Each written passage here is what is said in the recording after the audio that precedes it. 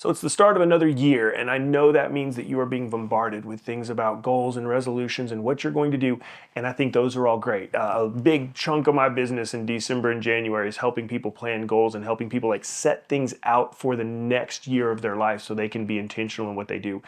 But it's also important that while we're looking forward, we don't forget that we need to look back every once in a while. We have to make sure that we remember how we got where we are, because when we compare ourselves to this all these things in the future that we don't actually know how they're going to turn out, we don't actually know what we're going to want, we don't know that, we don't know the future as a species.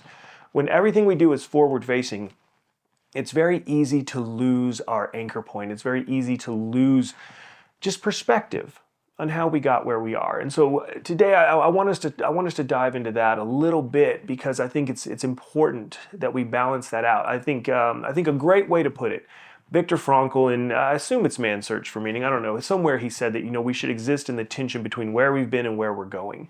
And that was really, really huge to me, because at that time in my life, I had kind of alienated myself from my past. I'd drawn this hard line between who I used to be and who I was. And I tried to pretend that who I used to be didn't exist at all. And maybe that was good for a while. Maybe I needed some space from him. Maybe I needed to separate myself from the old me and the way I used to do things. But at the same time, it also kind of changed my reference point and messed my reference point up to where it got to be where I don't know. It's kind of like when you jump off a cliff into the water and you kind of don't know which way is up and down for a while. When you don't know up from down, you got to be careful just picking a direction and going, because you could be swimming further away from the surface. You could be swimming further away from where the air that you need is. And that's kind of what happened when I cut myself off from my past. And so it was really helpful for me to remember that we all do. We exist in a tension, not just where we're going, it's a tension of where we've been as well. And we have to be able to factor that in if we really want to make the best decisions we can make. So I rolled into West Texas 25 years ago. I did not want to be here. I had always driven through this town saying I will never live in a place like this. I went from Central Texas, which is beautiful and it's green and there's all this rock climbing and all this cool shit you get to do. And I would go to northern New Mexico to go skiing in the mountains and skiing and beautiful. And on the way I would pass through West Texas where I am now, and it's just this flat desert. And I always said I'll never live in a place like this. 25 years ago, I did end up living in a place like this. I rolled into this town fresh out of jail. I had just rolled a car out into a field with no seatbelt on, and I want to be clear. This is the sad part. It's not even the worst story I have. It's not even the most dangerous or the most stupid story that I have.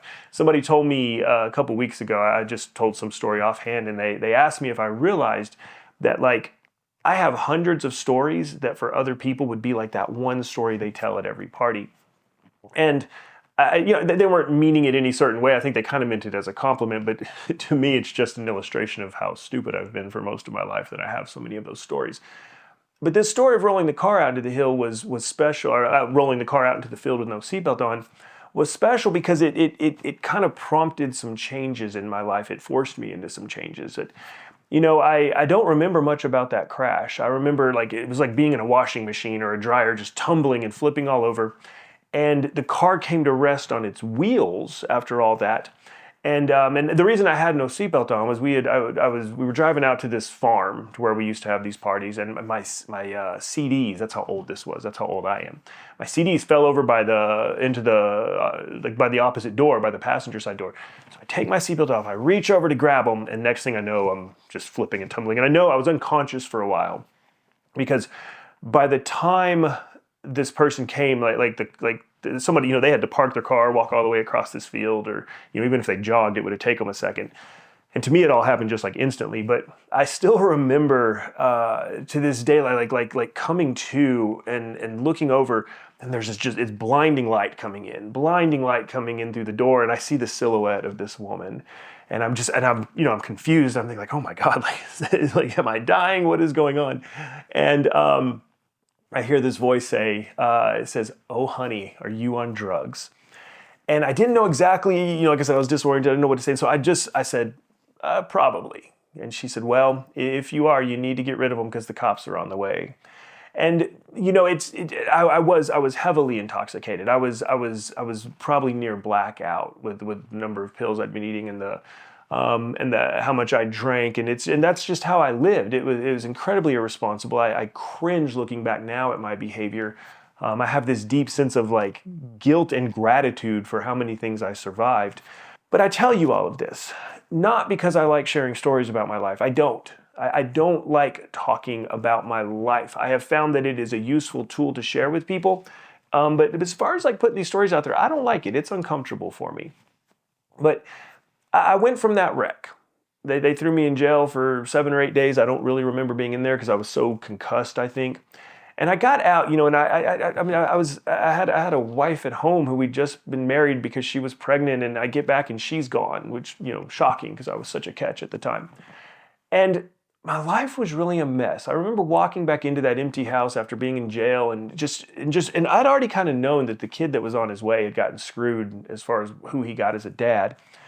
And this little plan started formulating about maybe doing something different. I didn't know what. But I tell you all of that because every once in a while I have to remember that's where I come from. I have to remember that like where I'm at now, I love where I'm at. I love my life. I get to talk to fascinating people all week long.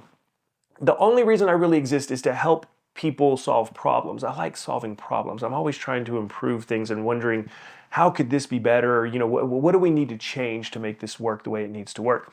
And I'm really good at identifying that. Now, in my personal life, having that critical eye is a problem, but I'm fortunate. I found a job that lets me do it all the time where people pay me to do that for them and their companies and for their lives. It's fantastic.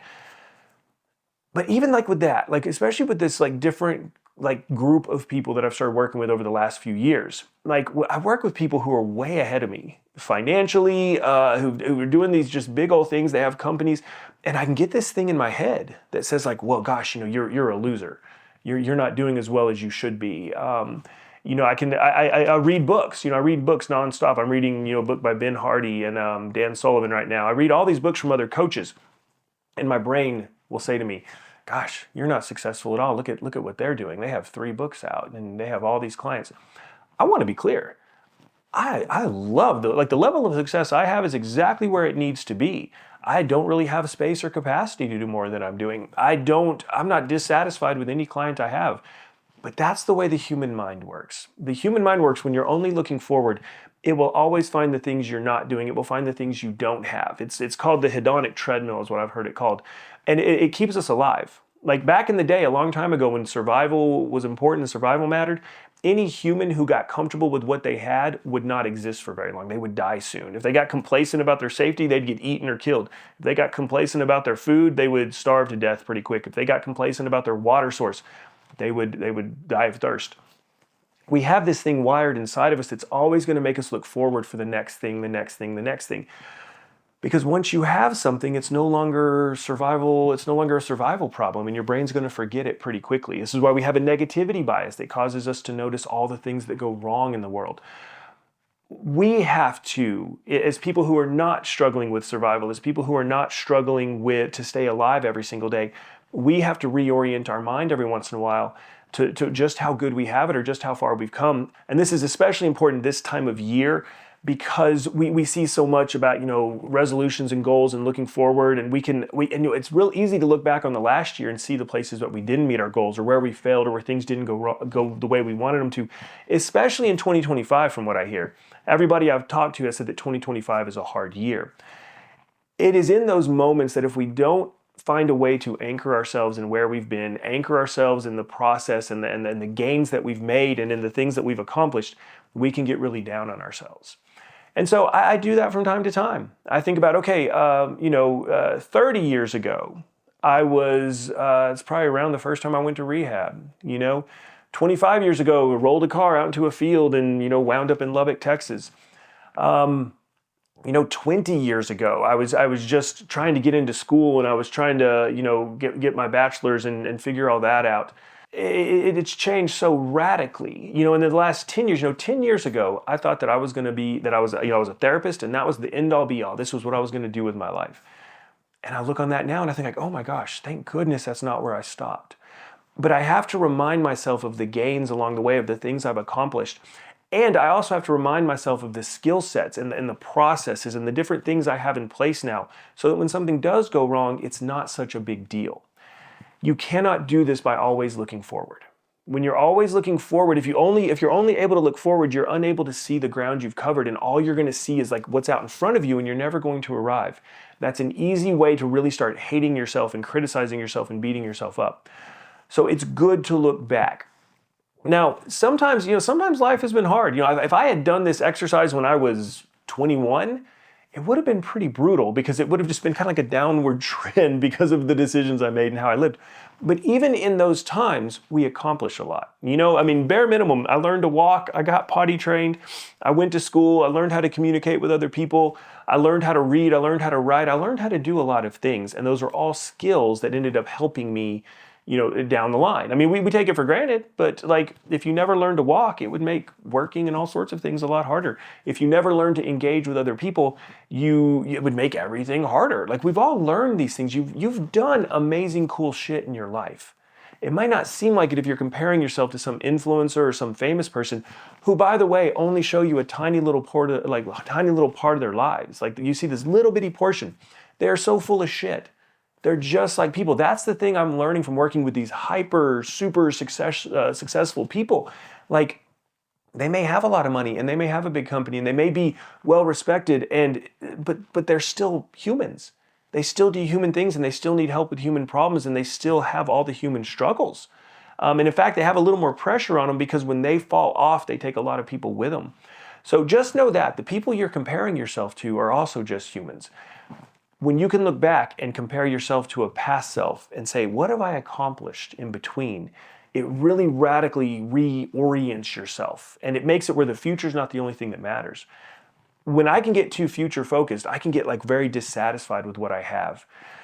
But me sitting here at 47 years old, working only with people I want to work with, doing things that I only want to do, with a family and a wife and friends and just all this stuff, that's wild. If you went back and talked to people who knew 14, 15, 16-year-old James, they would be hard pressed to say they saw this for me. I didn't see it for myself. But even then, I can lose sight of it. It's so easy to lose sight that, oh my gosh, I used to be a kid who rolled his car out into a field with no seatbelt on and got thrown in jail for an undisclosed amount of time because you don't remember it. And that wasn't even the worst part of my life at that time. There were so many other things that were dragging me down in much more dangerous ways. That was just kind of like a shocking incident that highlighted it. I need to go back every once in a while and remember that's where I started this. That makes where I am now, it puts it in a much better perspective than it does when I just look to the future and I compare myself to all these people around me. So I just want to encourage you this week, in the midst of all the New Year's resolutions and New Year, New Me, and all the bullshit influencers and all the bullshit you see on social media, take a moment, remember where you've been, catalog the things you've learned, show yourself some grace for the things that didn't go the way you wanted them to, and then make a plan to move forward. When you can do that in that tension of where you've been and where you're going, it just puts everything in such a different perspective, and it makes it a lot easier. And we all have to do that from time to time. So give it a try. Let me know what you think. If it's an interesting exercise, send me an email about it. james@jamesscotthenson.com. I read every email I get, and I'm really not engaging through comments anymore. I think I haven't met anybody that way. I've had some nice interactions with people.